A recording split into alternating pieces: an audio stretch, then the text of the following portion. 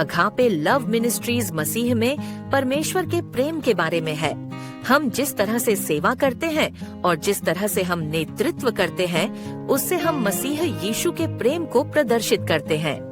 हमारा मिशन मानव जाति के दिल में बिना शर्त प्यार के साथ सेवा करना है और परमेश्वर के प्रेम को पूरी दुनिया में फैलाना है। अधिक जानकारी के लिए कृपया मुझसे संपर्क करें। विवरण नीचे हैं। यदि आप प्रार्थना भागीदार बनना चाहते हैं और इन सेवकाई का समर्थन या योगदान करना चाहते हैं, तो इस विवरण को पढ़ें। खाता धारक का नाम गोविंद कुमार, खाता संख्या 344306494146, IFSC कोड SBIN 00115554, भारतीय स्टेट बैंक, संगम विहार। अधिक जानकारी के लिए हमसे संपर्क करें। भाईजीत कुमार, व्हाट्सएप नंबर 9644344507, केवल व्हाट्सएप संदेशों के लिए। Email agapeloveofgodministries@gmail.com। Agape Love Ministries is all about the love of God in Christ. We demonstrate Christ's love by the way that we serve and by the way that we lead. Our mission is to serve with love in the heart of Cincinnati with unconditional love and spread the love of God all over the world. For more information, please contact me. Details are below. If you want to be a prayer partner and support these ministries, then go through this details. Account holder, name Govind Kumar, account number 3443-064-9146. IFSC code SBIN 001155 for State Bank of India. Sangam Vihar, New Delhi, India. Contact us. Bhaiji Kumar, WhatsApp number 964-3434-507. Only for WhatsApp messages. Email agapeloveofgodministries@gmail.com.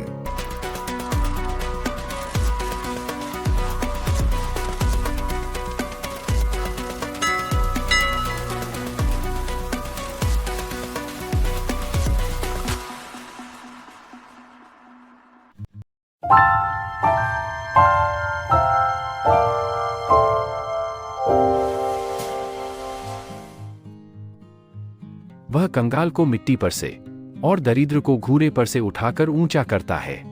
भजन संहिता 113:7। सभी को जय मसीह की। मैं गोविंद कुमार आप सभी का स्वागत करता हूं agape love of God ministries में, और आज के इस परमेश्वर के दैनिक वचन कार्यक्रम में आप सभी का स्वागत है। एक बार फिर से आप सभी के सन्मुख में हाजिर हूँ परमेश्वर के दैनिक वचन कार्यक्रम को लेकर के।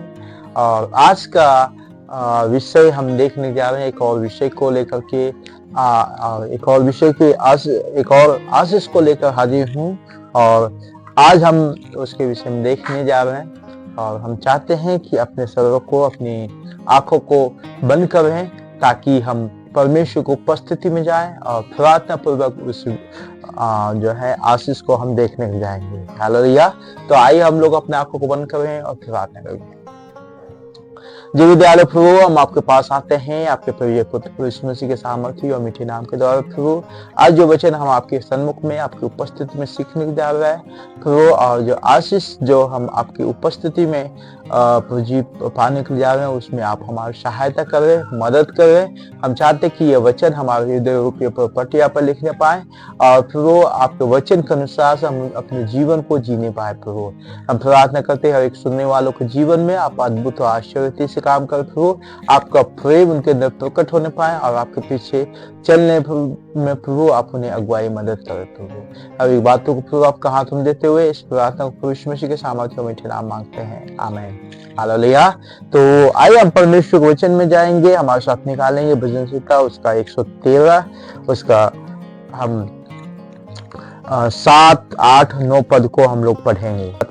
हम पढ़ेंगे, यहाँ पर लिखा हुआ है, वह कंगालों को मिट्टी पर से और दरिद्र को घूरे पर से उठा कर ऊंचा करता है। हालेलुया। और उसको प्रधानों के संग अर्थात अपनी प्रजा के प्रधानों के संग बैठाए। हालेलुया। वह बांझ को घर में लड़कों की आनंद करने वाली माता बनाता है। या की स्तुति करो। हालेलुया। हालेलुया। यहाँ पर हम देखते हैं एक बहुत बड़े जो है वायदा प्रभु हमारे जीवन में बोलता है 2025 में प्रभु आपके हमारे लिए कई वायदा को हमारे लिए रखा है। हम 2-3 दिनों से हम लगातार परमेश्वर के आशीषों को हम देख रहे हैं और एक और आशीष को हम यहाँ पर पढ़े हैं और वो आशीष हम देखते हैं कि वह कंगालों को मिट्टी पर से और दरिद्रों को घूरे पर से उठाकर ऊंचा करता है। हमारा परमेश्वर हमें जो कंगाल के दशा में हम लोग पड़े हुए थे उसको उस दशा से निकाल करके हमें एक धर्मी मनुष्य बनाया है। और यहाँ पर हम सिर्फ बोलने की बातें नहीं है बल्कि हम यहाँ पर अनुभव भी करते हैं। एक मसीही पर जो मसीही लोग जो उस पर विश्वास करते हैं, परमेश्वर के वचनों पर विश्वास करते हैं, वो उसको परमेश्वर कंगालों की दृष्टि से, कंगालों की स्थिति से परमेश्वर ऊंचा उठाता है और उसे जो है एक ऊंचा जगह पर ऊंचा पद उसको देता है। हालेलुया। बाइबल में हम कई ऐसे एग्जाम्पल हम देखते हैं जो फिजिकली उनके जीवन में ऐसा हुआ। अगर हम यूसुफ को देखें तो यूसुफ एक गुलाम में पड़ा हुआ व्यक्ति था। यूसुफ एक बंदे में या बंधुआ था, लेकिन परमेश्वर ने उस जगह में उन्हें इस्तेमाल किया बस एक कारण की वजह से कि वो परमेश्वर के साथ चलते थे। हालेलुया। यूसुफ परमेश्वर के साथ चलते थे, परमेश्वर के साथ रहते थे और इसलिए परमेश्वर उनके साथ भी रहते थे और उनके हर एक कार्यों को सफल करते हुए उन्होंने परमेश्वर ने उनको जो है इस्राएल का मिस्र का प्रधानमंत्री बना दिया। हालेलुया। मिस्र का प्रधानमंत्री बना दिया। और दूसरा एग्जाम्पल हम देख सकते हैं दाऊद के जीवन में। दाऊद भी परमेश्वर के आराधना करने के चलते पर एक चरवाहा, एक मामूली से चरवाहा जो जंगलों में उसे कोई पूछने वाला था नहीं था, दुनिया से उसे कोई मतलब नहीं था, लेकिन परमेश्वर ने उनको उस जगह से उठा करके परमेश्वर ने एक इस्राएल का राजा को नियुक्त में इस्राएल का राजा के रूप में उन्हें नियुक्त करते हैं और वो इस्राएल का राजा।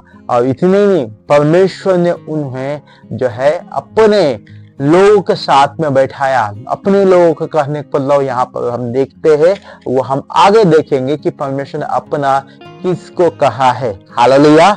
लेकिन दाऊद के विषय में लिखा हुआ है कि उसका राज कभी खत्म नहीं होने वाला है। उसका राज यानी कि आप समझ गए होंगे कि उसका राज का क्या मतलब है। हालेलुया। प्रभु यीशु मसीह भी उन्हीं के वंश से आते हैं और उनका जो है उनके राज्य में उनके गोत्र से आने, उनके वंश से आने के चलते अभी तक के प्रभु मसीह का राज और अनंत काल तक की उनका राज बने रहेगा। हालेलुया। तो यहाँ पर हम देखते हैं वह मनुष्य जिसको परमेश्वर ने घोड़ों पर से उठाया और प्रधानों के बीच में, प्रधानों के गद्दियों पर बैठाया और परमेश्वर ने उनके जीवन में कैसे अनोखा काम किया है। हालेलुया। ये कहानी नहीं मैं बता रहा हूँ बल्कि ये एक जो है सच्ची घटना है और जो आप बाइबल में उसे पढ़ सकते हैं, बाइबल में उसे देख सकते हैं। लेकिन आपका सवाल ये होगा कि आज के दिन में हमारे लिए ऐसा क्या है कि क्या हमें भी परमेश्वर जो है उस घुर से, उस कंगालीपन से, उस दरिद्र से जो है उठा करके हमारा जीवन में जो है कुछ नई आशा देने को जा रहे हैं क्या? मैं आपको बताऊं, आपके लिए भी अगर ये वचन आज पढ़ा गया है तो आपके लिए भी यही जो है स्टोरी, यही कहानी लिखा जाएगा। आपके लिए भी यही गवाही परमेश्वर देगा, क्योंकि एक बार जो मसीह को लोग जान गए और उसे अपना उद्धारकर्ता के रूप में विश्वास करते हैं और अपनाते हैं। और वचन में लिखा हुआ भजन संहिता यूहन्ना उसका 1 का 12 अध्याय 12 पद में कि जिन्होंने उसके ऊपर उसको ग्रहण किया उन्होंने परमेश्वर का संतान होने का अधिकार उसे मिल गया। तो यानी कि आप यीशु मसीह को अपने जीवन में उद्धारकर्ता के रूप में ग्रहण करते हैं, तो आपका जीवन आपके हर एक कंगालीपन की दशा से, हर एक दरिद्रपन की दशा से परमेश्वर उसे छुड़ाएगा। हालेलुया। मैं आपको बताना चाहता हूं कि आपका कंगालपन जो आप इस समय में आप देख रहे होंगे, कंगालपन का मैं आपको थोड़ा सा बताना चाहता हूं कि कंगालपन जो है उसे कहते हैं कि जो उसके पास है उसको भी वो नष्ट कर देता है। कंगालपन का एक खासियत है। हालेलुया। कंगालपन का यानी कि जो कुछ भी एबिलिटी, जो कुछ भी उसके पास होता है, चाहे वो धन हो, चाहे वो बुद्धि हो, चाहे कुछ भी हो, वो सब कुछ नष्ट होते हुए चला जाता है। अगर आप अपने कार्यों में, किसी बातों में असफल हो रहे हैं, अपने जीवन में असफल हो रहे हैं, अपने कार्यों में, अपनी बातों में, अपने हर एक चीजों में अगर असफल हो रहे हैं, तो आज उस कंगालीपन के विषय में परमेश्वर आपसे कहता है कि मैं उससे तुम्हें आजाद कर दिया हूं और मैं उस जो है कंगालपन की स्थिति से तुम्हें छुड़ा दिया हूं। अगर आप प्रभु यीशु मसीह में विश्वास करते हैं, आपका जीवन उस कंगालपन की स्थिति से जो है वो ऊंचा उठ चुका है। आपके ऊपर कंगाली का या दरिद्रता का कोई अधिकार नहीं है। आपको उसे जो है उठा करके उसे निकाल के फेंकना है और आप यीशु मसीह में आगे बढ़ना है। हालेलुया। 8 पद को यहाँ पर पढ़ते हैं तो यहाँ पर लिखा हुआ है कि उसको प्रधानों के संग अर्थात अपनी प्रजा के प्रधानों के संग बैठाए। हालेलुया। वह व्यक्ति जो यीशु मसीह के ऊपर विश्वास करते हैं, अपने जो है प्रधानों के संग, अपने लोगों के संग कहने का मतलब है परमेश्वर ने अपने लोगों को यानी कि परमेश्वर के चुने हुए जन, हालेलुया, परमेश्वर के चुने हुए राज्य, परमेश्वर के चुने हुए प्रजा, जो परमेश्वर के धर्मी जन हैं। और पुराने नियम हम देख सकते हैं इब्राहिम को, याकूब को, एसाव को, दाऊद को और यशायाह को सारे भविष्यवक्ता किए जो उनके चुने हुए जन थे, उनके भविष्यवक्ता था। उनके साथ में परमेश्वर आपका भी एक जो है संतों के बीच में परमेश्वर आपको खड़ा करेगा, परमेश्वर के संतों के बीच में आपको बैठाएगा। नए नियम की बात कहें तो आपके परमेश्वर एबिलिटी देता है, परमेश्वर आपको बुलाता है उस संतों के साथ में। पौलुस हो गया, यूहन्ना हो गया, जो है यूहन्ना और भी संतों के साथ में आप परमेश्वर के साथ में बैठ सकते हैं। हालेलुया। तो आपका परमेश्वर आपको उन सबों के बीच में आपको बैठाने का एक सौभाग्य देता है और आप परमेश्वर के सन्मुख में बैठ सकते हैं। हालेलुया। इतना ही नहीं, यहाँ 9 पद में हम देखते हैं कि वह बांझ को घर में लड़कों की आनंद करने वाली माता बनाता है, ताकि स्तुति करो। हालेलुया। ये सब तो आप देख सकते हैं और साथ में एक बड़ी आशीष आपके जीवन में ये भी परमेश्वर देता है। आपके जीवन में ये एक जो है एक परमेश्वर बांझ स्त्रियों को माता जो है माँ बनाने की एक अनुग्रह, माँ बनने की अनुग्रह प्रभु देता है। यानी कि आप अपने जीवन में उन क्षेत्रों में जिसमें आप नहीं बढ़ रहे हैं, उसमें आप नहीं फल रहे हैं, उस जगहों में भी परमेश्वर आपको ये आशीष या मार्ग को खोलने के लिए जा रहा है। चाहे वो संतान के रूप में हो, चाहे आपकी जो है किसी भी क्षेत्रों में, चाहे आपकी जॉब में हो, चाहे किसी भी बातों में आपकी जो है परमेश्वर आपके साथ में रहता है। हालेलुया। परमेश्वर आपके जीवन में ये सारे आशीष को देने के चाहता है, लेकिन इसके पीछे परमेश्वर आपसे एक्सपेक्टेशन करता है, वो ये है कि आप परमेश्वर के सन्मुख में जो है एक काम करना है। वो क्या करना है, वो 6 पद में हम देखेंगे। यहाँ पर लिखा हुआ है और आकाश और पृथ्वी भी दृष्टि करने के लिए झुकता है। हालेलुया। आकाश और पृथ्वी, आकाश की बात हम कहें तो स्वर्गदूत परमेश्वर के सन्मुख में झुकता है उसके दर्शन पाने के लिए। और पृथ्वी, चूंकि पृथ्वी पर मनुष्य रहते हैं, तो हमें भी चाहिए कि उसका दर्शन प्रत्येक दिन हम उसके सन्मुख में आए, हम उसके बातों को सुने, हम उसके इच्छा के अनुसार से चले, उसके आज्ञा को, अपने जीवन को प्रभु के हाथों में दे दें, तो ये सारे जो आशीष हमारे जीवन में प्रभु पूरा करेगा। हालेलुया। तो हमें आपको बस इतना ही कहना है कि आप प्रभु की उपस्थिति में अपने आप को पूर्णता दे दे, ताकि ये आशीष जो आपने इसमें पढ़े हैं, सुने हैं, उसको आप अपने जीवन में ग्रहण करने के योग बन सके। हालेलुया। परमेश्वर आप सबों को आशीष दे इस वचन के द्वारा।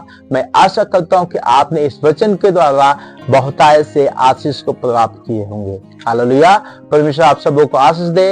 मैं आप लोगों से निवेदन करना चाहता हूं कि अगर आप इस चैनल को, इस मैसेज को पहली बार सुन रहे हैं, तो आप इस चैनल को सब्सक्राइब करना ना भूलें, और ये मैसेज को आप और भी अपने दोस्तों के साथ और भी अपने उन अनजान व्यक्ति के साथ में जो परमेश्वर नहीं जानते हैं, उनको आप शेयर करें। हालेलुया। परमेश्वर आप सबको आशीष दे। आपका ये मैसेज कैसा लगा आप हमें कमेंट्स करके बताएं, और पर आपका कोई प्रार्थना निवेदन है तो उसे आप बताना ना भूलें। हालेलुया। हमारा नंबर डिस्क्रिप्शन में मिल जाएगा, आप कमेंट्स के माध्यम से आप हमें बता सकते हैं। परमेश्वर आप सबको आशीष दे। आइए हम लोग अपने आंखों को बंद करें और प्रार्थना करेंगे। जब दयालु प्रभु, हम आपके पास आते हैं आपके प्रिय पुत्र प्रभु के सामर्थ्य और मीठे नाम के द्वारा प्रभु, अभी जो आपके वचनों को सुनने, समझने और आपके पीछे चलने के लिए प्रभु आए हैं प्रभु, आप हमारी सहायता करें, मदद करें, और आपके पीछे चलने के लिए पवित्र आत्मा आप हमें अगुवाई करें। जो वचन आपने दिए हैं वे वचन हमारे हृदय पे पटिया पर रख जाए, और आपके पीछे चलने के पवित्र आत्मा आप हमें सहायता करें। हर दिन आपके आगे अपने सरों को झुकाते हुए हम अपने आप को दिन और नम्र करते हुए आपके पीछे चलने पाए प्रभु। हर एक बातों को धन्यवाद देते हुए इस प्रार्थना प्रभु यीशु मसीह के नाम में मांगते हैं, सुनो गण के पिता, आमीन। प्रभु यीशु मसीह हर एक बातों के लिए धन्यवाद देते हैं। हालेलुया। परमेश्वर आप सबों को आशीष दे। मैं गॉड ब्लेस यू। कल हम फिर मिलेंगे एक और विषय के साथ में। तब तक परमेश्वर आप सबों को आशीष दे। आमीन।